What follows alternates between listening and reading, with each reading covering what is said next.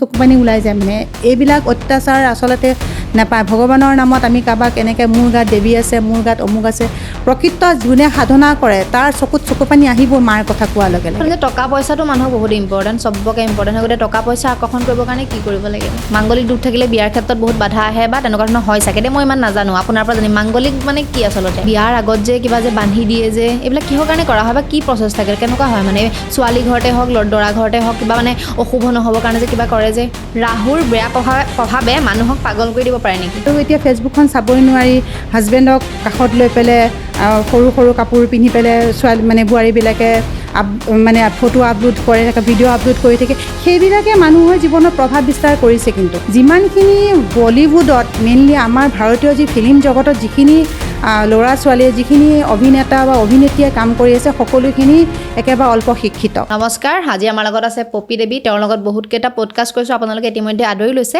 আজিও কথা পাতিম এষ্ট্ৰলজি নিউমাৰলজি আৰু যিমানখিনি টপিক মই কভাৰ কৰিব পাৰোঁ বা বাৰ পৰা জানিব বিচাৰোঁ মুঠতে যেনেকুৱা ধৰণৰ কুৱেশ্যন মনত আহে তেনেকুৱা বা সুধিবলৈ চেষ্টা কৰিম আৰু আপোনালোকে এই পডকাষ্টত বহুত কথা জানিব পাৰিব চব আপোনাক ৱেলকাম জনাইছোঁ নমস্কাৰ হিমাক্ষী তথাপি মই আগতীয়াকৈ সকলো দৰ্শকক ৰঙালী বিহুৰ অফুৰন্ত শুভেচ্ছা আগতীয়াকৈ জনালোঁ যিহেতু পডকাষ্টটো কৰাৰ পিছত সেই সময়তে চাগে আপডেট কৰা হ'ব বা আপলোড কৰা হ'ব গতিকে সকলো দৰ্শকলৈ ৰঙালী বিহুৰ আকৌ এবাৰ শুভেচ্ছা জনালোঁ সোধা কি আছে তোমাৰ সুধিব লগা বাই সদায় মোক এইটোকে সোধা কি আছে যি সোধা সুধিব পৰা আনচাৰ মই কৈ যাম তো ফাৰ্ষ্ট কুৱেশ্যন এইটোৱে সুধিম শনি গ্ৰহৰ প্ৰভাৱে মানুহৰ জীৱন কেনেদৰে প্ৰভাৱিত কৰে কেনেদৰে প্ৰভাৱ পেলায় আচলতে শনি গ্ৰহৰ প্ৰভাৱে মানুহৰ জীৱনত বিশেষকৈ কৰ্মৰ ক্ষেত্ৰত বিশেষ প্ৰভাৱ পেলায় তাৰ লগতে আমি চাওঁ যে স্বাস্থ্য প্ৰথম কৰ্ম ছেকেণ্ড হ'ল স্বাস্থ্য আৰু থাৰ্ড হ'ল ৰিলেশ্যনশ্বিপ এতিয়া কৰ্ম বুলি কওঁতে যিহেতু শনি কৰ্মৰ কাৰক বুলি কোৱা হয় যে তুমি কেনেধৰণৰ কৰ্ম কৰিছা বা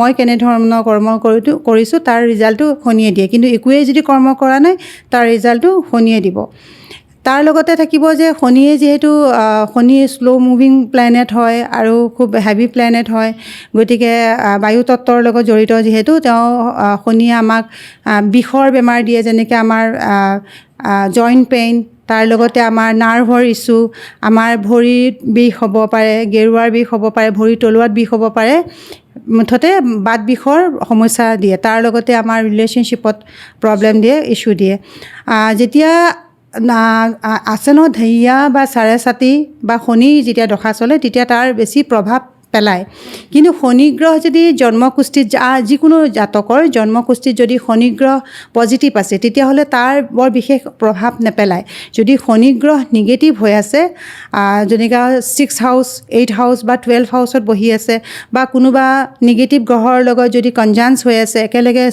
অৱস্থিত হৈ আছে তেতিয়াহ'লে তাৰ প্ৰভাৱটো বেয়া ধৰণে পেলায় তাৰ লগতে এজন ব্যক্তিৰ বা এজন জাতকৰ ডেফিনেটলি এইটো বস্তু দেখা যায় যে যিজন জাতকে অন্যায় কৰিছে তেওঁ কিন্তু তাৰ ফল পাব যেতিয়া চাৰে খাতি আহে বা ঢেইয়া আহে বা দশা আহে এনেই আমি ইমান তাৰ গম নাপাওঁ কিন্তু যেতিয়া শনিৰ দশা চলিব শনিৰ 19 বছৰ দশা চলে আৰু 2.5 বছৰ চলে ঢেইয়া আৰু 7.5 বছৰ চলে চাৰে ছাতি সেই সময়খিনিত আমি তাৰ প্ৰভাৱ আমাৰ জীৱনত দেখা পাওঁ যদি শনিৰ বেয়া দশা চলি আছে বা শনি গ্ৰহ জন্মকুষ্ঠিত খুব বেয়া ধৰণে আছে তেতিয়াহ'লে দেখা পোৱা যায় যে সেই মানুহজনে ছাডেনলি দশাৰ সময়ত ছাডেনলি জব বা তেওঁ যি কৰ্ম কৰি আছে তাত শ্ল' আহি গ'ল বা তাত বিজনেছ কৰি আছে বিজনেছত প্ৰফিট নোহোৱা হৈ গ'ল বা চাকৰি ক্ষেত্ৰতে ওপৰৰ যিসকল ব্যক্তি আছে বা যিসকল তেওঁলোকৰ অফিচাৰ্ছ আছে বা যাৰ তলত তেওঁলোকে কাম কৰি আছে তেওঁলোকে বিভিন্ন ধৰণৰ এলিগেশ্যন তেওঁলোকৰ ওপৰত লগাব পাৰে শত্ৰু বাঢ়িব অফিচিয়েলি তাৰ লগতে দেখা পোৱা যায় যে ৰিলেশ্যনশ্বিপত প্ৰব্লেম আহে কাৰণ এফৰ্ট দিব নোৱাৰে কাৰণ বহুত শ্ল' হৈ যায় তেওঁলোকৰ লাইফষ্টাইলটো পইচা পাতিৰ ক্ষেত্ৰত বাধা যিহেতু আহি যায় তাৰ লগতে কিবা মানে কেনেকুৱা প্ৰতিকাৰ কৰিলে ভাল হ'ব যিখিনি নিগেটিভ থাকে শনি গ্ৰহত মানে কম মই তাৰ লগতে এটা বস্তু ক'ম যে যিসকলৰ চাৰে খাতি চলে তেওঁলোকৰ ক্ষেত্ৰত দেখা পোৱা যায় যে প্ৰথম শয়ন 3টা ভাগত ভাগ কৰা হৈছেতো শনি যেতিয়া প্ৰথম শয়নত শনিয়ে বৰ বিশেষ এফেক্ট নকৰে প্ৰথম শয়নত শনিয়ে অলপমান শ্ল'লি কামবিলাক কৰায় যে তোমাৰ চাৰে খাতি চলি আছে অলপ বস্তুবিলাক তোমাৰ আগত যেনেকৈ খুব ফাৰ্ষ্ট তুমি কামবিলাক কৰিব পাৰিছিলা বা ৰাতিপুৱা সোনকালে উঠিছিলা লাহে লাহে তোমাৰ এলাহ ভাৱটো বাঢ়িব যিবোৰ কাম কৰি আছিলে সেই কামবোৰত তোমাৰ ইণ্টাৰেষ্ট নাথাকিব ডিটাচমেণ্টবোৰ বেছিকৈ বাঢ়ি যাব তাৰপিছত তাৰ মাজৰ সময়খিনিত মধ্য সময়খিনিত সি তাৰ প্ৰভাৱ বেছিকৈ পেলায় তেনেকৈ হেল্থ ইছ্যুজ আহিব ৰিলেশ্যনশ্বিপৰ প্ৰব্লেম সৃষ্টি কৰে কিন্তু সেই সময়খিনি যদি তুমি ধৈৰ্য ধৰি খুব আৰামত ধৈৰ্য ধৰি বা তুমি বুজি পাইছা যে মোৰ চাৰেষাতি চলি আছে বা মোৰ দশা চলি আছে বা ঢেইয়া চলি আছে বা যিয়ে চলি আছে যদি গম পাইছে যে শনিৰ কিবা নিগেটিভ প্ৰভাৱত মোৰ জীৱনত এনেদৰে হৈ আছে বা কোনো এষ্ট্ৰলজাৰে কৈছে বা তুমি নিজেই গম পাইছা তেতিয়াহ'লে তাৰ প্ৰতিকাৰ হিচাপত ধৈৰ্য প্ৰথম হ'ল ধৈৰ্য ধৰিব লাগিব আৰু ডিচিপ্লিন মেইনটেইন কৰিব লাগিব সময়ৰ কাম সময়ত কৰিব লাগিব বহুত শ্ল' কৰি পেলাই খুব হেভি কৰি পেলাই আমাৰ হেভি কৰিবৰ কাৰণে প্ৰথম আমাৰ এটেক কৰে আমাৰ ভৰিৰ বিষ গেৰুৱাৰ বিষ আঁঠুৰ বিষ নি পেইন বা আমাৰ জইণ্ট পেইন আৰম্ভ হয় নাৰ্ভৰ ইছ্যু আৰম্ভ হয় তাৰপিছত তাৰ যদি তুমি খুব ধৈৰ্য সহকাৰে খুব সাৱধানে খুব কেয়াৰ লৈ পেলাই যদি তুমি আগুৱাই যোৱা তেতিয়াহ'লে শেষৰ পৰ্যায়ত যিটো আমাৰ অন্তিম শয়ন থাকে বা চয়ন থাকে সেই সময়খিনিত শনিয়ে কিন্তু খুব পজিটিভ ৰিজাল্ট দিয়ে মাটি বাৰী ঘৰ দুৱাৰ সকলোখিনি হয় শনিৰ আমি যদি কওঁ যে কাৰোবাৰ যদি খুব বেয়া শনিৰ দশা চলি আছে 19 বছৰ শনিৰ দশা চলে শনিৰ দশা চলি আছে বা আমাৰ ঢেইয়া বা চাৰেষাতি চলি আছে তেওঁলোকে এটাই কাম কৰিব লাগে প্ৰথম কথা হ'ল ৰাস্তাৰ কুকুৰক তেওঁলোকে যিমান পাৰে ফিডিং কৰা খুৱাওক প্ৰথম হ'ল ছেকেণ্ড কথাটো হ'ল যে আমাৰ যিসকল জ্যেষ্ঠ যিসকল আমাৰ ঘৰৰ বয়োজ্যেষ্ঠসকল আছে তেওঁলোকক আমি সেৱা শুশ্ৰূষা কৰিব লাগে তাৰ লগতে আন এটা বস্তু আছে আমাৰ ঘৰৰ যি টয়লেট আছে আমাৰ যি বাথৰুম আছে সদায় চাফা চিকুণ কৰি ৰাখিব লাগে বিশেষকৈ শনিবাৰ দিনাখন চাফা কৰাটো খুব বাঞ্ছনীয় প্ৰয়োজন তাৰ লগতে আন এটা বস্তু আছে যে আমি শনিবাৰ দিনাখন যেতিয়া ঢাইয়া বা চাৰেষাতি চলে যিহেতু ছায়া তেওঁৰ মা হয় গতিকে আমি এটা বস্তু আমাৰ ছায়া দান কৰিব লাগে আমি এটা মাটিৰ পাত্ৰত অলপ মিঠাতেল লৈ পেলাই নিজৰ মুখখন দেখাই পেলাই শনিবাৰ দিনাখন সন্ধ্যাবেলা আমি কোনো মন্দিৰত সেই তেলখিনি দান কৰিব লাগে নিজৰ ছায়াটো এনেকৈ দেখাই পেলাই সেই তেলখিনি শনি মন্দিৰত দান কৰিব লাগে তাৰ লগতে যদি ন্যায়পৰায়ণ হয় তাৰ লগতে যদি আমি চাওঁ যে সেই জাতকজনে কৰ্মৰ প্ৰতি খুব বেছি তেওঁ ইম্পৰ্টেঞ্চ দিছে কৰ্ম বা ৰিলেশ্যনশ্বিপত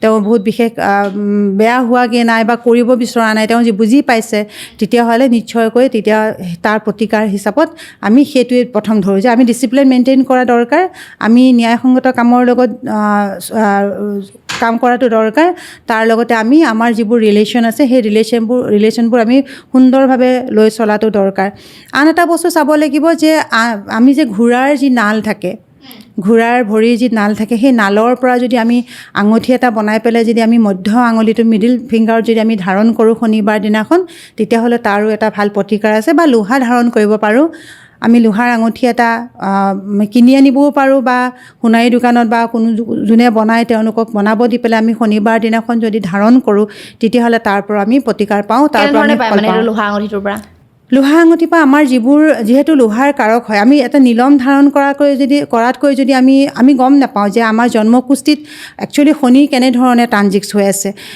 শনি ক'ত আছে বা শনি কোনটো নক্ষত্ৰ আছে নক্ষত্ৰও বহুত বিশেষ দেখা পোৱা যায় যে শনি তোমাৰ জন্মকুষ্ঠি কোনটো গ্ৰহৰ লগতো আছে কোনটো ৰাশিত আছে তাৰ লগতে নক্ষত্ৰ কোনটো নক্ষত্ৰত আছে বা চাবলত কোন শনিৰ যিটো নক্ষত্ৰৰ চাবলত কোন আছে সেইটো বহুত ডিপেণ্ড কৰে গতিকে আমি নোচোৱাকৈ আমি কোনটো ৰত্ন পিন্ধিব লাগে সেই কথাটো কোৱাতকৈ আমি যদি কওঁ যে শনি যিহেতু লোহা যিহেতু শনিৰ কাৰক হয় গতিকে আমি লোহা এটুকুৰা আমি ভালকৈ আঙুঠি হিচাপত বনাই লৈ আমি যদি শনিৰ যিটো ফিংগাৰ মিডিল ফিংগাৰ সেই মিডিল ফিংগাৰত যদি আমি শনিবাৰ দিনাখন ধাৰণ কৰোঁ তেতিয়াহ'লে আমাৰ যিবোৰ লাইফত অবষ্টিকেল চলি থাকে ডিলেজ চলি থাকে তাৰ পৰা আমি কিছু অলপমান ৰেহাই পাওঁ এতিয়া আপুনি অলপ আগত ক'লে চাৰেষাতি প্ৰব্লেম যে চলি থাকে বুলি যে ক'লে এইটো মই আজি নতুনকৈ ৱৰ্ড শুনিছোঁ মানে কি হয় এইটো আপুনি ভালকৈ বুজাই দিয়ক আৰু লগতে জাতক জাতিকাৰ কেনেকুৱা ধৰণৰ প্ৰব্লেম হয় আৰু যদি প্ৰব্লেমো হয় উপায়খিনি কেনেকুৱা হ'ব যে তোমাৰ জন্মকুষ্ঠিত চন্দ্ৰমা ক'ত আছে আমি প্ৰথমতে চাব লাগিব যে ক'ত আছে কোনটো ৰাশিত প্লেচমেণ্ট হৈ আছে এতিয়া আমি তাৰ লগত চাব লাগিব যে এতিয়া শনি ক'ত ট্ৰানজিক্স হৈ আছে শনি কোনটো ৰাশি দি ট্ৰানজিক্স কৰি আছে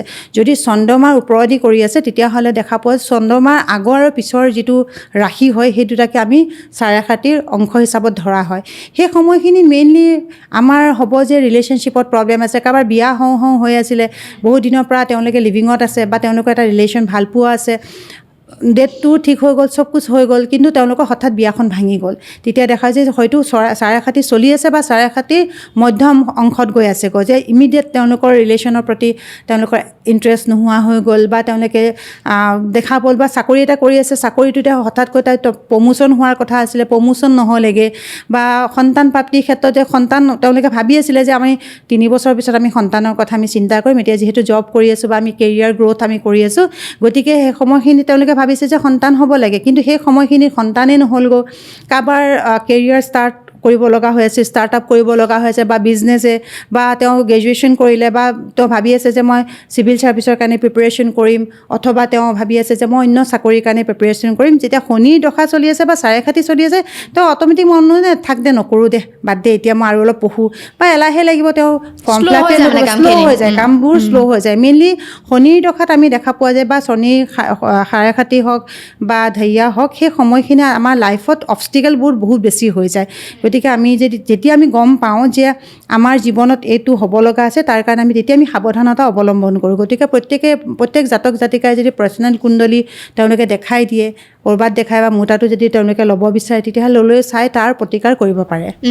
আৰু এটা মোৰ টপিক মনলৈ আহিছে, এইটো টপিকৰ পৰা আগতে কথাও পাতিছোঁ, মাংগলিক দুখ থাকিলে বিয়াৰ ক্ষেত্ৰত বহুত বাধা আহে বা তেনেকুৱা ধৰণৰ হয় চাগে দেই, মই ইমান নাজানো, আপোনাৰ পৰা জানিম মাংগলিক মানে কি আচলতে? মাংগলিক বুলি ক'লে যে মাংগলিকৰ সঁচাকৈ মাংগলিকৰ আমাৰ জন্মকুষ্ঠিত মাংগলিক দুখ বহুতৰে দেখা পোৱা যায়, মেক্সিমামৰে দেখা পোৱা যায় মাংগলিক দুখ থাকিলে বিবাহত বাধা আহে, পলম হয়। তাৰ লগতে আন এটা বস্তু দেখা পোৱা যায় যে আমি দুটা বস্তু চাওঁ, এটা হ'ল কেপি এষ্ট্ৰলজি, নাৰী এষ্ট্ৰলজি আৰু পৰাশৰী এষ্ট্ৰলজি। কেপি এষ্ট্ৰলজি আৰু নাৰী এষ্ট্ৰলজিত মাংগলিক দুখটোক এটা বেলেগ ধৰণে ধৰা হয় যে 1, 4, 10 ধৰা হয়, 1, 4, 10, 12 ধৰা হয়, 1, 4, 6, 10 ধৰা হয়, সেইকেইটা মাংগলিক দুখ। যদি নাৰী এষ্ট্ৰলজি বা কেপি এষ্ট্ৰলজিত 1, 4, 6, 10, 12 আছে, তেতিয়াহ'লে ডিভ'ৰ্চ হ'ব পাৰে। তাৰ লগতে দেখা পোৱা যায় যদি কেপি এষ্ট্ৰলজিটো ছেইম হয়, 1, 4, 6, 10, 12 যদি আছে, তেতিয়াহ'লেও মাংগলিক কেপি আৰু নাৰীৰ প্ৰায় একেই হয়। কিন্তু পৰাশৰীত হ'ল যে যদি মাংগলিক হয়, তেতিয়াহ'লে সেই জাতকজনৰ মাংগলিক ছোৱালী বিয়া কৰিব লাগে। ধৰি লওক ল'ৰাজন মাংগলিক হ'লে ছোৱালীজনী মাংগলিক হ'ব লাগে, তেতিয়া কয় যে তাৰ যি মাংগলিক দুখ আছে হয় বুলি কয় যে মাংগলিক দুখটো কাটা যায়। এতিয়া মাংগলিক দুখৰ যেনেকৈ ঐশ্বৰ্য ৰায় আৰু অভিষেক বচ্চনৰো মাংগলিক আছিলে, গতিকে তেওঁলোকৰো আগতীয়াকৈ বিয়া এখন পাতি লৈছিলে, কলগছৰ লগত নে কেনেকুৱা বিবাহ কৰিছিলে, আৰু তেওঁলোকে আগতীয়াকৈ কোনোবা কন্যা দান কৰিব লাগে, সেইখিনি কৰাৰ পিছতে তেওঁলোকৰ বিয়া হৈছিলে। কিন্তু এনেকুৱাও নহয় যে মাংগলিক দুখ থাকিলেই যে বিয়া নহ'ব, সেনেকুৱাও নহয়। তাৰ কাৰণে আমি কেপি আৰু নাৰী এষ্ট্ৰলজিটো চোৱা খুব দৰকাৰ। এতিয়া মই পটকতে যদি পৰাশৰীৰ কথা কওঁ, কাৰণ সময়ৰ লগে লগে বিভিন্ন ৰিচাৰ্জ হৈ আছে, বিভিন্ন ৰিচাৰ্জৰ মতে মাংগলিকৰ তাৰ প্ৰেডিকশ্যনটো বেলেগ ধৰণে গৈ আছে, কিন্তু তথাপিও আমি চাওঁ যে মাংগলিক দুখত আমি মাংগলিক ছোৱালী বিয়া পাতাটো বা মাংগলিক ল'ৰা বিয়া পাতাটো দৰকাৰ। তেতিয়া কি হয়, আমাৰ যি তাৰ নিগেটিভ প্ৰভাৱটো কমি যায় আৰু মাংগলিক দুখ থকাসকলৰ বিবাহত বিভিন্ন বাধা দেখা পোৱা যায়, বিবাহৰ প্ৰতি ইচ্ছা নাথাকিব, অনিচ্ছা থাকিব।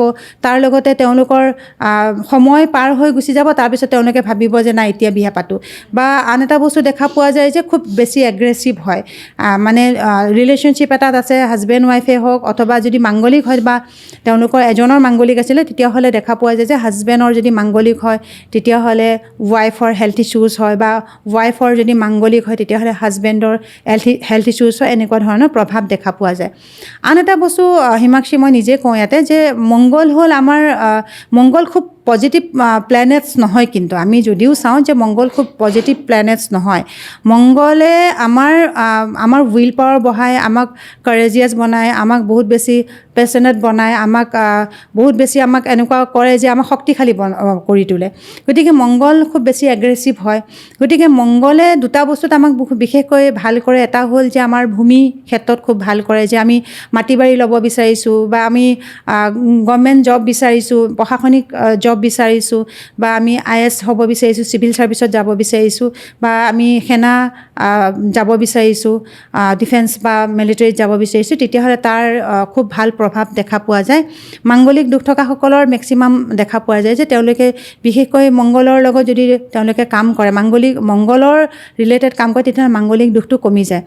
মংগলৰ আন কিছুমান প্ৰভাৱো আছে যে মংগল যাৰ জন্মকুষ্ঠিত নীচ হৈ আছে বা কেতুৰ লগত মংগল অৱস্থান কৰি আছে, এটা ঘৰতে আছে, তেতিয়াহ'লে তেওঁলোকৰ এক্সিডেণ্ট বেছি হৈ থাকে।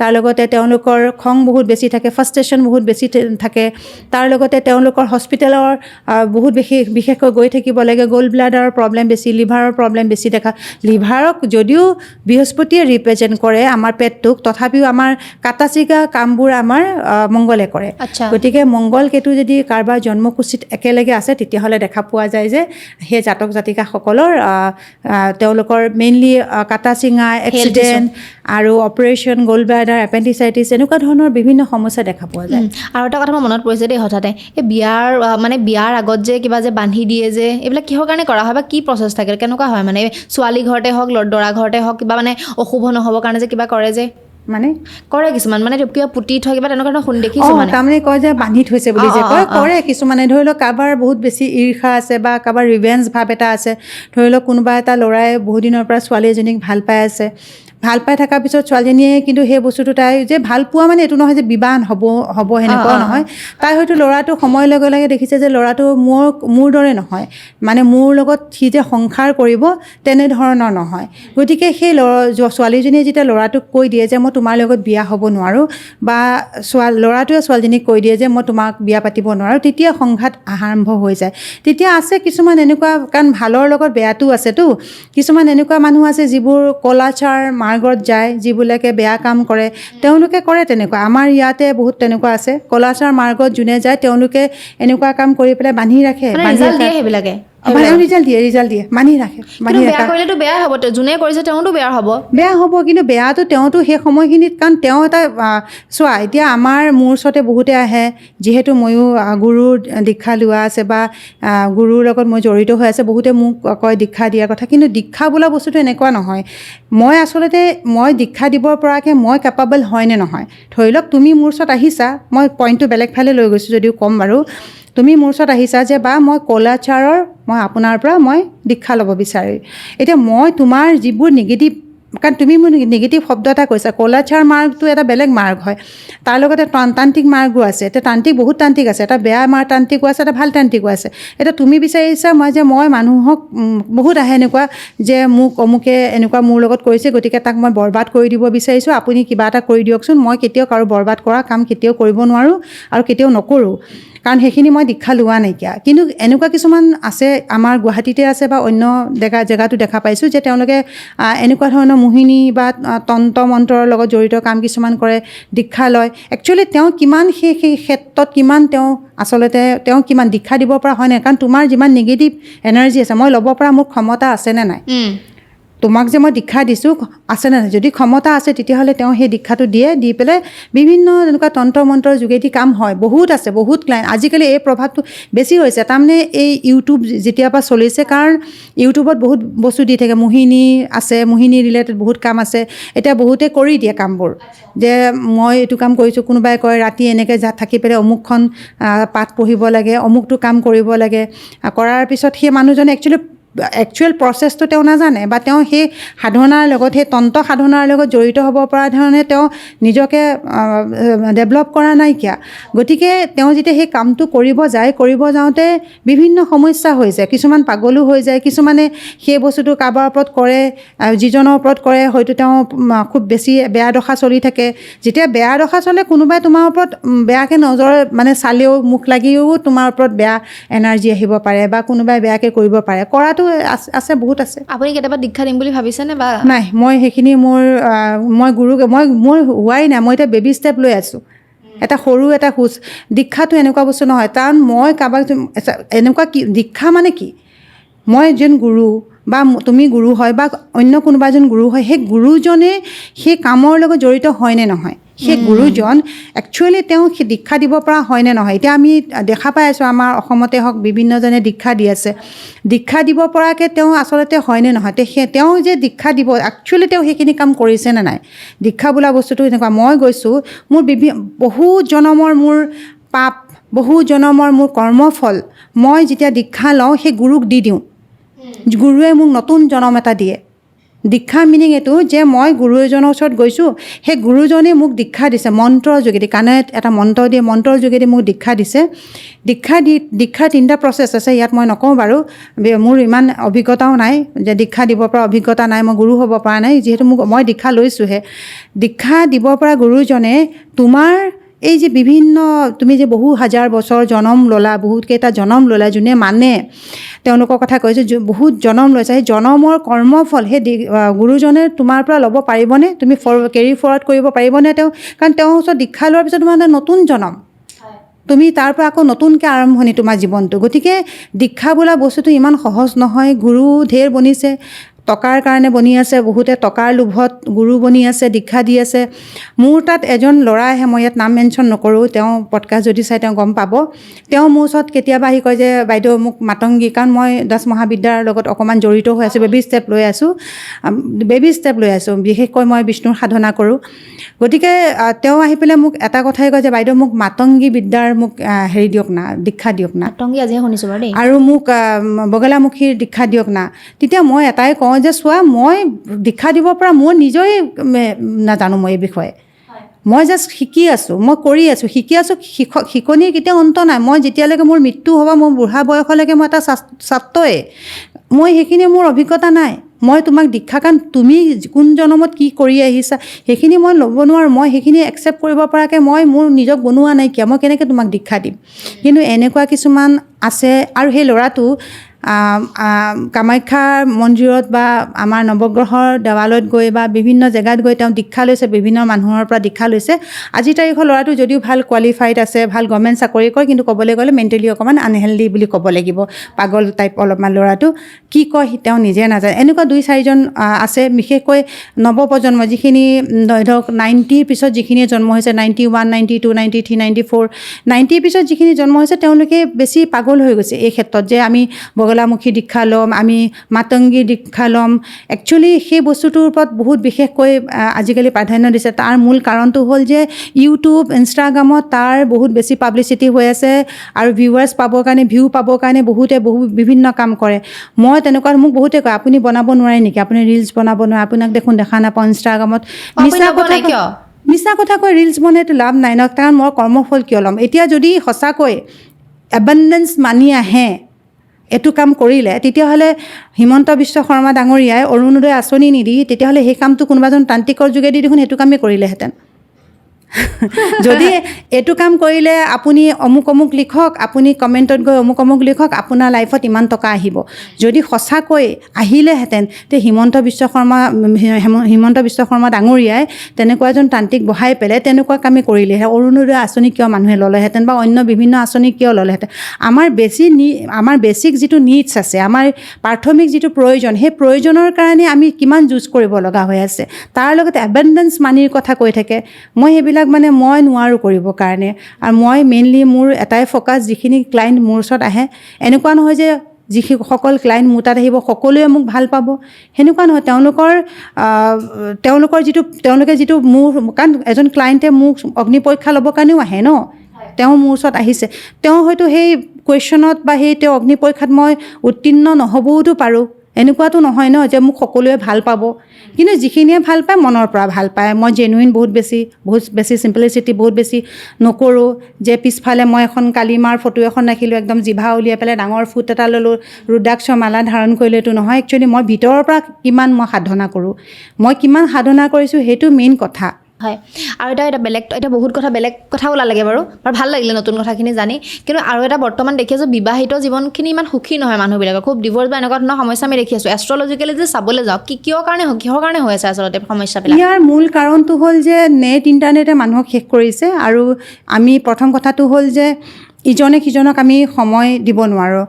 তাৰ লগতে এটা কথা হ'ল যে তুমি কোনোবা এজন ল'ৰা লগত প্ৰেম কৰি আছা, বা মই কোনোবা এজন ল'ৰাৰ লগত প্ৰেম কৰি আছোঁ, বা XYZ কোনোবা এজন ছোৱালীয়ে বা ল'ৰা এজনে কাৰোবাৰ লগত প্ৰেম কৰি আছে। প্ৰেম কৰাৰ সময়ত তেওঁলোকে কয় যে একচুৱেলি তোমাৰ মেণ্টেলিটি মোৰ লগত বহুত মিলে, মোৰ মেণ্টেলিটি তোমাৰ লগত বহুত মিলে।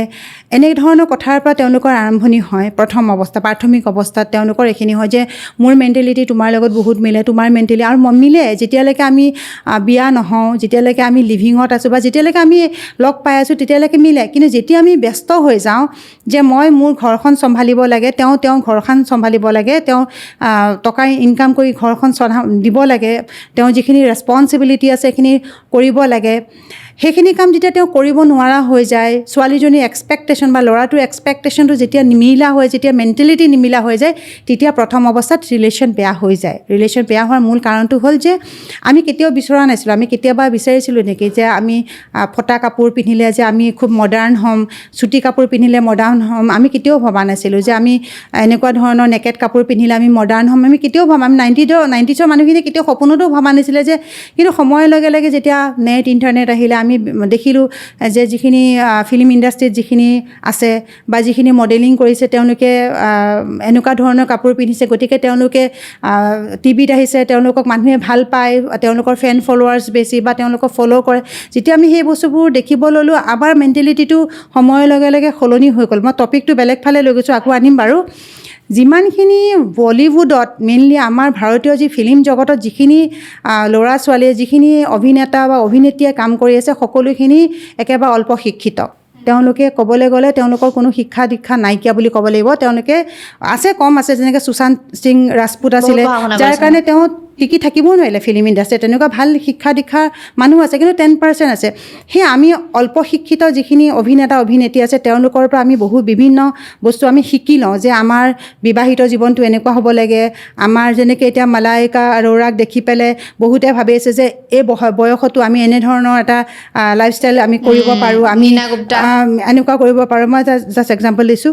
গতিকে তেনেকৈ বহুত ধৰণে আছে। আৰু এতিয়া ফেচবুকখন চাবই নোৱাৰি, হাজবেণ্ডক কাষত লৈ পেলাই সৰু সৰু কাপোৰ পিন্ধি পেলাই ছোৱালী মানে বোৱাৰীবিলাকে মানে ফটো আপলোড কৰে থাকে, ভিডিঅ' আপলোড কৰি থাকে। সেইবিলাকে মানুহৰ জীৱনত প্ৰভাৱ বিস্তাৰ কৰিছে। কিন্তু সেইটো মই এষ্ট্ৰলজিটো পিছত আনিম। তাৰ লগতে যদি আমি চাওঁ যে আগতে আমাৰ যেতিয়া ঘৰ এখনত বিয়া এখন হৈছিলে, আমাৰ পৰিয়ালে চাইছিলে ছোৱালীজনীয়ে ঢেঁকী দিব জানেনে নাই, ঢেঁকী আছেনে নাই, ঘৰত শাল ব'ব জানেনে নাই, বা ঘৰখন কেনেকুৱা, মামাকৰ ঘৰখন কেনেকুৱা, গোটেই পৰিয়ালটো চাই তাৰপিছত কথা পাতিছিলে যে য়েছ পাতিব পাৰি। আজিকালি নাই। আজিকালি প্ৰথম চাই যে ল'ৰাটোৰ পকেটত মাল আছেনে নাই, পইচা আছেনে নাই, প্ৰথম চাই। ছোৱালীজনী দেখিবলৈ ধুনীয়া হয়নে নহয়, ছোৱালীজনীয়ে অকণমান শ্লিভলেছ পিন্ধে নে নিপিন্ধে, ছোৱালীজনী মোৰ লগত গ'লে মোৰ লগৰ ফ্ৰেণ্ডছকেইটাই অলপ জ্বলিবনে নাই, সেই বস্তুটো যেতিয়া চাবলৈ ল'লে তেওঁলোকে জন্মকুষ্ঠি কেতিয়াও নাচায়। তেওঁলোকে কেতিয়াও নাচায়। নোচোৱাৰ ফলত কি হৈছে, যেতিয়া বিয়াখন হৈ যায়, কাৰণ ছোৱালীজনী এটা এক্সপেক্টেশ্যন বেলেগ থাকে আৰু ল'ৰাটোৰ এক্সপেক্টেশ্যন বেলেগ থাকে। তাৰ লগতে জন্মকুষ্ঠিখনত আমি বহুত গম পাওঁ যে ল'ৰাটোৰ কেনেকুৱা চৰিত্ৰ, ভাল চৰিত্ৰ, ছোৱালীজনী কেনেকুৱা চৰিত্ৰ, ভাল চৰিত্ৰ, বেয়া চৰিত্ৰ, আমি গোটেইখিনি যেতিয়া গম পাওঁ তেতিয়া কওঁ যে য়েছ আমি বিয়া পাতিব পাৰোঁ বা বিয়া হ'ব পাৰোঁ। কিন্তু যেতিয়া এইবোৰ নোচোৱাকৈ যেতিয়া বিয়া হ'বলৈ গৈছে, তেতিয়াতো প্ৰব্লেম হ'বই ন, প্ৰব্লেম হ'বই ন। তুমি ইছলামতে হওক বা আমাৰ খ্ৰীষ্টানতে হওক বা হিন্দুতে হওক, যিকোনো ৰিলিজনতে হওক, যেনেকৈ কবুল হ'ব হয়নে নহয় সোধে যে তুমি এই ছোৱালীজনীক যে আমি বিয়া পাতিব আহিছিলোঁ, তুমি কবুল কৰা নে ছোৱালীজনীক বাৰে বাৰে সোধে, ল'ৰাটোকো বাৰে বাৰে সোধে। কবুলৰ পিছতহে কয় যে য়েছ মই একচেপ্ট কৰোঁ এই ল'ৰাটোক। সেইখন সামাজিক বিয়া হয়। কিন্তু এতিয়া সামাজিক বিয়া একো নাই। আমাৰ ঘৰখনে তেতিয়া গম পায় যেতিয়া ল'ৰাটোৱে বোলে নাই ছোৱালীজনীক বিয়া পাতিব, এতিয়া ছোৱালীজনীয়ে বহুত জোৰ কৰিছে, তেতিয়া বিয়া পাতিব। গতিকে জন্মকুষ্ঠিখন নোচোৱাকৈ যদি কোনোবাই ভাবে যে বিয়া হৈছে সি এদিন নহয় এদিন মোৰ ওচৰত নহ'লেও বেলেগ এষ্ট্ৰলজাৰৰ ওচৰত যাবই লাগিব। মই এটা বস্তু ভাবে, নতুন যিখিনি ল'ৰা ছোৱালী যে জেন জি তেওঁলোকে লিভিঙত যিখিনি আছে, সেই ল'ৰা ছোৱালীখিনি কিন্তু মই এটা বস্তু খুব ভাল পাইছোঁ, মোৰ তাত এনেকুৱা বহুত আহে, মাহত মিনিমাম 10জন 20জন হ'লেও আহে, যে তেওঁলোকে বহুত কনচিয়াছ যে বাইদেউ বা মেম আমি লিভিঙত আছোঁ, আমাৰ কম্পেবিলিটি হ'বনে, আমাৰ মেটচ মেকিংটো চাই দিয়কচোন, আমি ফিউচাৰত আমি দুজনে হাজবেণ্ড ৱাইফ হিচাপত আমাৰ ৰিলেশ্যনটো ভাল হ'ব। এনেকুৱা নতুন প্ৰজন্ম ইমান কনচিয়াছ হৈছে যে তেওঁলোকে এই বস্তুটো বিচাৰে। যদিও তেওঁলোকে জেন জি, কিন্তু তেওঁলোকে এই ক্ষেত্ৰত বহুত কনচিয়াছ, স্মাৰ্ট হৈ গৈছে, মানে বহুত স্মাৰ্ট। এতিয়া মই অষ্টবৰ্গটো মই প্ৰথম শুনিছোঁ দেই। অষ্টবৰ্গ জ্যোতিষশাস্ত্ৰৰে মানে অংশ নেকি? জ্যোতিষশাস্ত্ৰ। আৰু কেনেধৰণে মানে চোৱা হয় অষ্টবৰ্গ যোগিনী জীৱনটো? এতিয়া যিসকলে এষ্ট্ৰলজি নাজানে, সকলোৱে যে এষ্ট্ৰলজি জানিব, কাৰণ এষ্ট্ৰলজি এতিয়া 15 দিনতো আজিকালি নিউমৰলজি 10 দিনতো 13 কাৰ্ড শিকি পেলাই। এইটো কিন্তু বহুত বেয়া হৈছে দেই, সঁচাকৈ মই এইটো ক'ম। মানে 10 দিনত শিকি পেলাই কোনো একো কৰিব নোৱাৰে। ইনষ্টাগ্ৰামত আহি পেলাই মোক বেয়া পাব পাৰে, বহুতে বেয়া পোৱাৰ লগত ভাল পোৱাৰ লগত কথা নাই, আহি পেলাই সকলো এডভাইচ দি আছে। কিন্তু সেইটো এডভাইজৰ পৰা একো নাই। আজি আমি বহু বছৰত আমি প্ৰেক্টিচ কৰি আছোঁ, কাৰণ এইটো চিলেবাছ। আমি এষ্ট্ৰলজি চিলেবাছ শিকোঁ বা 13 কাৰ্ডত আমি চিলেবাছ শিকোঁ, কিন্তু প্ৰেডিকশ্যনত আমাৰ তাৰ হেৰিটো বেলেগ আহি যায়। যেতিয়া আমি প্ৰেডিকশ্যন কৰোঁ তাৰ কমপ্লিট এটা বেলেগ ধৰণৰ এটা কনচালটেশ্যন বেলেগ ধৰণে হয়। যেতিয়া আমি কোনোবা এজন জাতকে জানিব বিচাৰে যে মোৰ আচলতে জন্মকুষ্ঠিখন মই জানো দেখিছোঁ কিন্তু মোৰ জীৱনটো কেনেকুৱা হ'ব তেতিয়া আমি এটা বস্তু চাব পাৰোঁ যে যিসকল জাতকে পিয়ৰলি এষ্ট্ৰলজি নাজানে তেওঁলোকে অষ্টবাৰ্গ ইউজ কৰিব পাৰে অষ্টবাৰ্গৰ দুটা বস্তু আছে এটা হ'ল আমাৰ প্ৰতিটো ৰাশিতে তাৰ বিভিন্ন নাম্বাৰ থাকে তাৰমানে আমাৰ ৰাহু আৰু কেতুক বাদ দি বাকী 7টা গ্ৰহে প্ৰতিটো ৰাশিক এটা নাম্বাৰ দিয়ে ধৰি লওক তুমি সূৰ্য হয় তুমি কিমান নাম্বাৰ দিছা মই শনি হয় মই কিমান নাম্বাৰ দিছোঁ সেই নাম্বাৰৰ ভিত্তিত এটা ৰাশিত বা এটা হাউচত এটা নাম্বাৰ আহে কাৰোবাৰ 24 কাৰোবাৰ 22 কাৰোবাৰ 54 বা কাৰোবাৰ 44 এনেকুৱা আহে তাৰ ওপৰত নাহে বাৰু আমাৰ যেতিয়া প্ৰতিটো ৰাশিত আমি গ'লোঁ যে আমাৰ অমুকটো ৰাশিয়ে ইমান নম্বৰ পাইছে তমুকটো ৰাশিয়ে ইমান নম্বৰ আমি প্ৰতিটো হাউচত প্ৰথমৰ পৰা লগ্নৰ পৰা আমি যেতিয়া 12 নম্বৰ ঘৰলৈকে যেতিয়া চাওঁ তেতিয়াহ'লে আমাৰ 159 হ'ল আমাৰ ধৰ্ম টিকুন বুলি কোৱা হয় তাৰ লগতে অৰ্থ টিকুন বুলি কোৱা হ'লে আমাৰ 2610 হয় অৰ্থ টিকুন তাৰ লগতে আমাৰ কৰ্ম টিকুন হ'ল 3711 তাৰ লগতে আমাৰ মুক্তি টিকুন বা মোক্ষ টিকুন হ'ল 6812 হয় এতিয়া আমি চাব লাগিব যে আমাৰ 159ৰ যিটো আমাৰ ধৰ্ম টিকুল হয় বা আমাৰ একচুৱেলি ধৰ্ম টিকুন যদিও আমাৰ টিকুনৰ লক্ষ্মী কাৰক হয় তাত আমাৰ নাম্বাৰ কিমান আছে টোটেল নাম্বাৰ কিমান আছে যে আমাৰ একচুৱেলি 24ৰ তলত আমি থাকিব নালাগে 24ৰ ওপৰত আমাৰ যিমান নাম্বাৰ থাকিব সিমান ভাল কিন্তু সেইকেইটা আকৌ সকলো ঘৰতে ভাল নহয় এতিয়া আমাৰ চাব লাগিব যে আমাৰ 10 নম্বৰ আৰু 11 নম্বৰ 10 নম্বৰ আৰু 11 নম্বৰ ঘৰৰ ৰাশিৰ অধিপতি হ'ল শনি 10 নম্বৰ ঘৰটো হ'ল আমাৰ কৰ্ম প্ৰফেশ্যন হাউচ কৰ্ম ঘৰ বুলি কোৱা হয় আৰু 11 নম্বৰ ঘৰটো হ'ল আমাৰ ইচ্ছাপূৰ্তি বা আমাৰ লাভস্থান বা গেইন হাউচ বুলি কোৱা হয়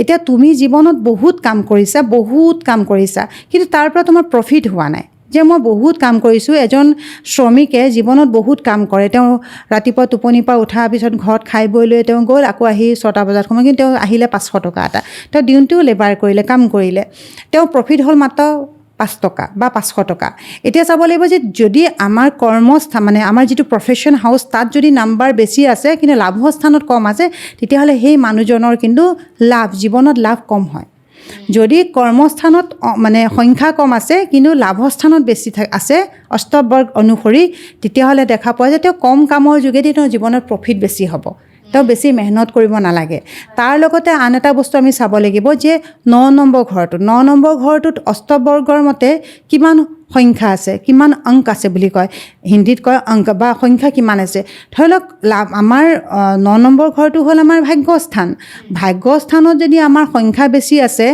আৰু আমাৰ গেইন হাউচত যদি কম আছে তেতিয়াও দেখোন ভাগ্যৰ বলত আমি আমাৰ জীৱনত সফলতা লাভ কৰিম ঠিক আছে তাৰ লগতে আমাৰ যিহেতু 1 নম্বৰ ঘৰটো বা লগ্নক কোৱা হয় সেলফ মই জীৱনত কি বিচাৰোঁ মই কি কৰা উচিত সেইটো ডিসাইড কৰে লগ্নই গতিকে লগ্নত কি আছে এতিয়া জীৱনত তুমি লগ্নত বহুত বেছি আছে সংখ্যা বেছি আছে এতিয়া লগ্নত তুমি বহুত বিচাৰিছা যে মোৰ জীৱনত এইটো হওক সেইটো হওক বহুত কিবা কিবি বিচাৰিছা কিন্তু যদি লাভস্থানত সংখ্যা কম আছে বা ভাগ্যস্থানত সংখ্যা কম আছে তেতিয়াহ'লে তুমি যিমানেই নিবিচৰা তাৰ পৰা কিন্তু তুমি উপকৃত নহ'বা কাৰণ তোমাৰ লাভস্থান আৰু তোমাৰ ভাগ্যস্থানত সংখ্যা কম আছে গতিকে একদম আপোনালোকে যদি সিম্পলি আপোনালোকে এষ্ট্ৰলজিটো চাব বিচাৰে তেতিয়াহ'লে এটা বস্তু অষ্টবৰ্গ আপোনালোকে চাব পাৰে অষ্টবৰ্গৰ যোগেদি আপোনালোকে প্ৰেডিকশ্যন নিজৰ কৰি ল'ব পাৰিব খুব সিম্পল হয় বহুত এটা লম্বা জাষ্ট এটা সিম্পলকৈ ক'লে কাৰণ বহুত বস্তু কভাৰ কৰিব লগা হয়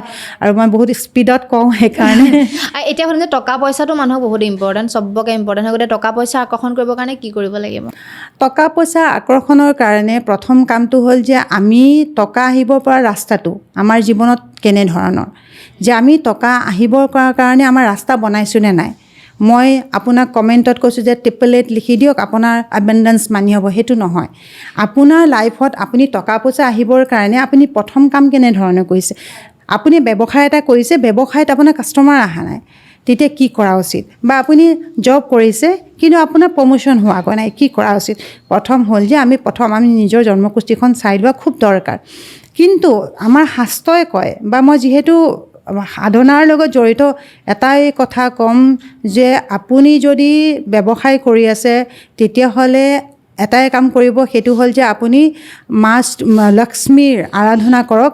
মই ইয়াতে আপোনাক কিবা কোনো ধৰণৰ নিদিওঁ, কিন্তু তথাপি মা লক্ষ্মীৰ আৰাধনা কৰক। মা লক্ষ্মীয়ে আপোনাৰ কাষ্টমাৰ আনিব, কিন্তু কাষ্টমাৰ ৰাখিব পৰাটো হ'ল যে কুবেৰ। আমি কুবেৰ মা লক্ষ্মীৰ এখন ফটো আমি আমাৰ ব্যৱসায় স্থানত ৰাখিলোঁ, আৰু কুবেৰক আমি স্থাপন কৰিব লাগিব, কাৰণ লক্ষ্মীটো চঞ্চলা হয়, লক্ষ্মী আহিব, কিন্তু তাক স্থাপন কৰি ৰাখিব পৰা কেপাচিটিটো হ'ল, ষ্টেবল কৰি ৰাখিব পৰা কেপাচিটি হ'ল কুবেৰ ভগৱানৰ। সেইটোতো হ'লেই, তাৰ লগতে আমি কওঁ যে আমাৰ যি ডালচেনি আছে, ডালচেনি এটুকুৰা আপুনি ধুনীয়াকৈ গুড়া কৰি ল'ব, পাউডাৰ বনাই ল'ব। আপোনাৰ বৃহস্পতিবাৰ আৰু শুক্ৰবাৰ এই দুটা দিনত কৰিব, ধুনীয়াকৈ গুড়া কৰি ল'ব। লৈ পেলাই আপুনি যিদিনাখন ৰাতিপুৱা আপুনি দোকানখন খুলিব, শুক্ৰবাৰ বা বৃহস্পতিবাৰ, আপুনি প্ৰথম ষ্টেপটো যেতিয়াই দিব, তাৰ পৰা আপুনি আপোনাৰ ডালচেনি গুড়াটো ওম শ্ৰী মাতেই নমঃ, ওম শ্ৰী মাতেই নমঃ, ওম শ্ৰী মাতেই নমঃ, গোটেই দোকানখনৰ 4টা মানে বাউণ্ডৰীত আপুনি ধুনীয়াকৈ ছটিয়াই দিব। ছটিয়াই পেলাই আপুনি থৈ দিয়ক। সেইদিনাখন ঝাৰু চাৰু নামাৰিব আপুনি, বা ঝাৰু একদম সেই জেগাখিনিত ঝাৰু নামাৰিব। তাৰপিছত আপুনি নেক্সট আপুনি দিনাখন আপুনি সেইখিনি ঝাৰু মাৰিব। এইটো কিন্তু তাৰ প্ৰমাণ আপুনি নিজে পাব, মই নিজেও কৰোঁ সেইটো কাম। কৰি চাব আপোনালোকে যিসকলে মানে চাই আছে ভিডিঅ'টো।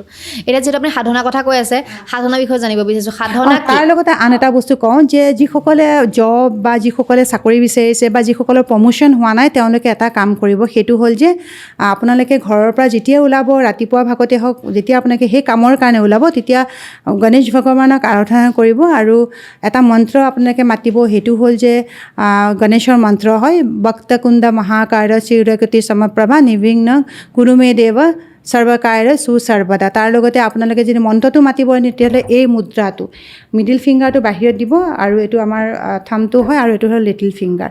এনেকৈ কৰি পেলাই গণেশৰ মুদ্ৰা কৰি পেলাই গণেশক ধাৰণ কৰিব, মনতে ধাৰণ কৰিব, ক'ব যে সেই গণেশ দেৱতা, তোমাকে মই মানে মোৰ শিৰত লৈ পেলাই বা মই শিৰত স্থাপন কৰি মই আজি এই কামটোৰ কাৰণে ওলাইছোঁ, গতিকে তুমি মোক আশীৰ্বাদ কৰিবা যাতে মই তাৰ মই এই সফলতাটো পাওঁ।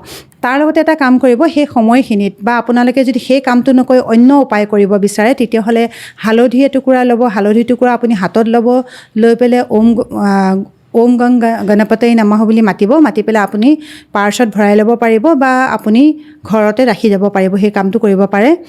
বহুত বেছি মই ইয়াত বহুত চমৎকাৰৱালা মই একো কথা নকওঁ, কাৰণ এইটো কাৰণে নকওঁ, মই তেনেকুৱা চমৎকাৰ মই নিজেও বিশ্বাস নকৰোঁ, আৰু এনেকুৱা চমৎকাৰ যোগেদি মই নিদিওঁ তেনেকুৱা ৰেমেডি, কাৰণ এই চমৎকাৰ যোগেদি মোৰ ভিউৱাৰ্ছ বাঢ়িব পাৰে বা মোক বিভিন্ন কল কৰিব পাৰে, কিন্তু তাৰ পৰা মোৰ কৰ্মত মই কেতিয়াও তাৰ পৰা একো ফল ৰিটাৰ্ণ নাপাম, কাৰণ মই বিভিন্ন জনম লৈ আহিছোঁ।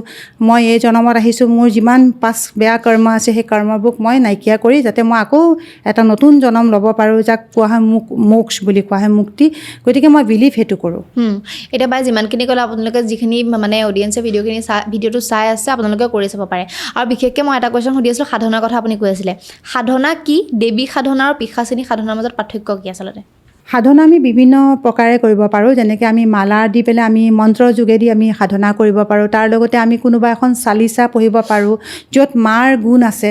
তাৰ লগতে আমি বিষ্ণু সহস্ৰনামখন পাঠ কৰিব পাৰোঁ।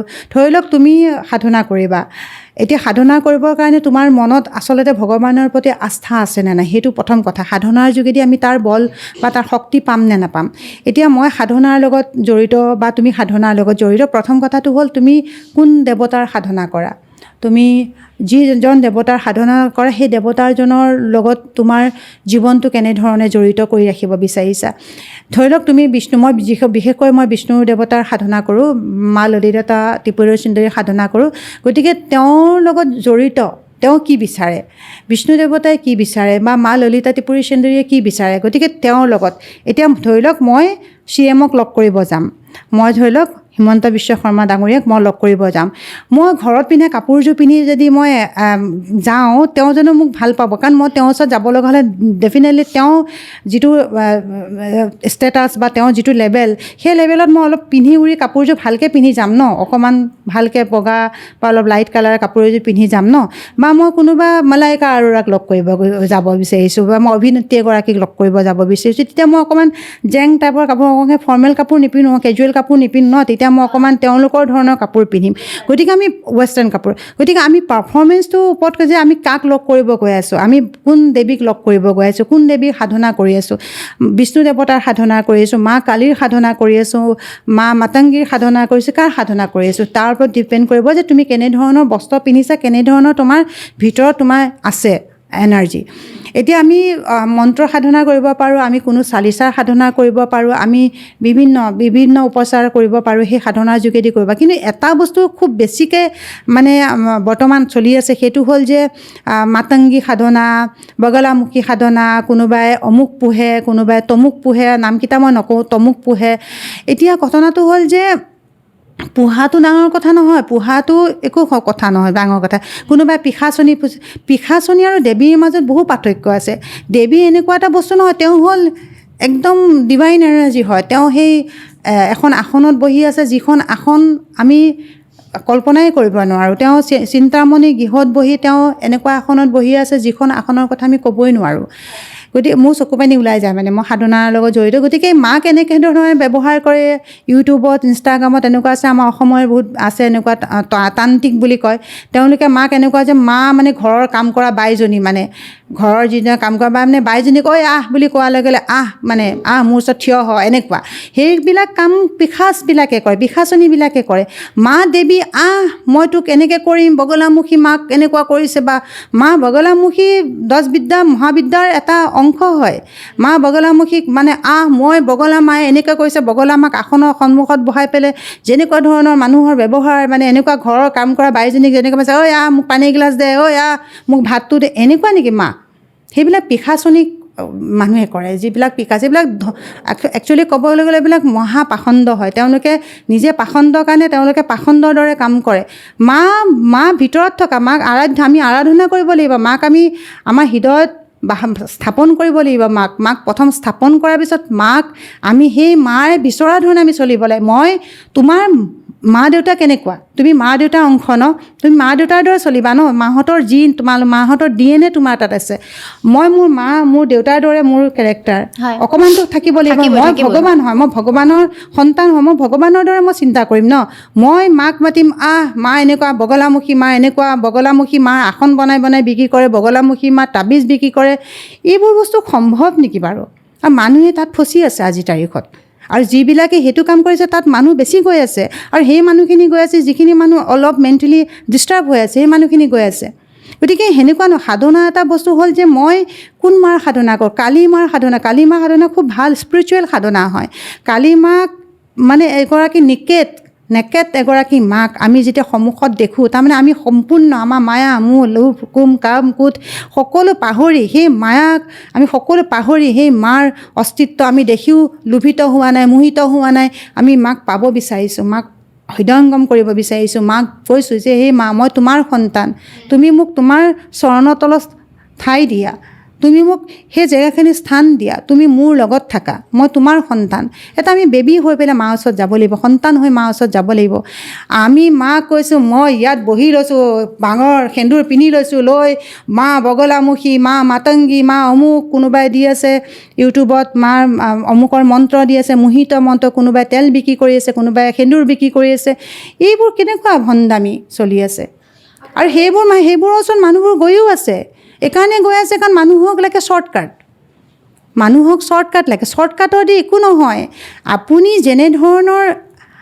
যেনেধৰণৰ ধৈৰ্য, প্ৰতিটো বস্তু ধৈৰ্য। মা ইমান সহজে, আমি সাগৰ এখনৰ ওচৰত বহি আমি ক'ম, নহয় মা মোক এক কাপ পানী লাগে, নহয় মা মোক এগিলাচাৰে, সাগৰখন সম্পূৰ্ণ তোমাৰ, তুমি তাৰ পৰা কি ল'ব বিচৰা তোমাৰ হয়। এনেকুৱা নহয় ন। ভগৱান এনেকুৱা নেকি? মাক এনেধৰণে ব্যৱহাৰ কৰে মানুহবিলাকে, এনেধৰণে দুখ লাগে এইবিলাক কথা ক'লে। এনেকৈ ধৰণে ব্যৱহাৰ কৰে। মা মানে একদম মানে এনেকুৱা, মাক মানে উদ বুলি ক'লে উদ, বহ বুলি ক'লে বহ। আৰে মা ভগৱতী হয়, মা ত্ৰিপুৰা সুন্দৰী, মা আদিশক্তি হয়, মা বিশ্বজননী হয়, মা জগতজননী হয়। সেই মাক তুমি এনেকৈ ক'বা? এনেকুৱা ধৰণে আমাৰ যোনে প্ৰকৃত সাধক, যোন প্ৰকৃত সাধনাৰ লগত জড়িত, তেওঁ কেতিয়াও তোমাক নকয় কোন সাধনা গুপ্ত। সাধনা সদায় গুপ্ত থাকে। সাধনা এনেকুৱা নহয় টিভিৰ সন্মুখত আহি পেলাই লাইভ কৰি পেলাই সাধনা কৰা বস্তু নহয়। সাধনা গুপ্ত হয়, কাৰণ সেই সাধনাৰ বিষয়ে যদি কোনোবাই গম পায়, তেতিয়াহ'লে তাৰ সাধনাৰ ফল নাইকিয়া কৰি দিব পৰা গুণো আছে। যিসকল তন্ত্ৰ মন্ত্ৰৰ যোগেদি। সাধনা তেনেকুৱা বস্তু নহয়। আৰু যোনে এইবিলাক কাণ্ড এইবিলাকে এসময়ত ফচিব, মৰিব এইবিলাক। আৰু এইটো বস্তু হৈ আছে, আছিলে মোৰ গুৰুৱে কোৱা মতে, বানাৰসত এজন আছিলে, তেওঁৰ যেতিয়া সাধনাৰ লগত জড়িত আছিলে, তেতিয়া মোৰ গুৰু হ'ল ওম স্বামীজী। মই তেওঁৰ কথা কৈ শেষ কৰিব নোৱাৰোঁ।